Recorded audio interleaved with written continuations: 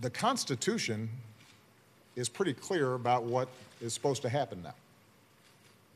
When there is a vacancy on the Supreme Court, the President of the United States is to nominate someone.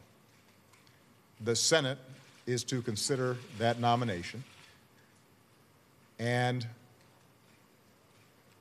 either they disapprove of that nominee or that nominee is elevated to the Supreme Court. Historically, this has not been viewed as a question. There's no unwritten law that says that it can only be done on off years. That's not in the constitutional text. I'm amused when I hear people who claim to be strict interpreters of the Constitution suddenly reading into it a whole series of provisions that are not there.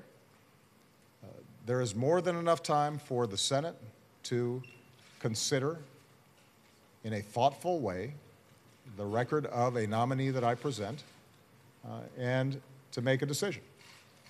And with respect to our process, we're going to do the same thing that we did with respect to Justice Kagan's nomination and Justice Sotomayor's nomination. We're going to find somebody who is an outstanding legal mind, somebody who cares deeply about our democracy and cares about rule of law.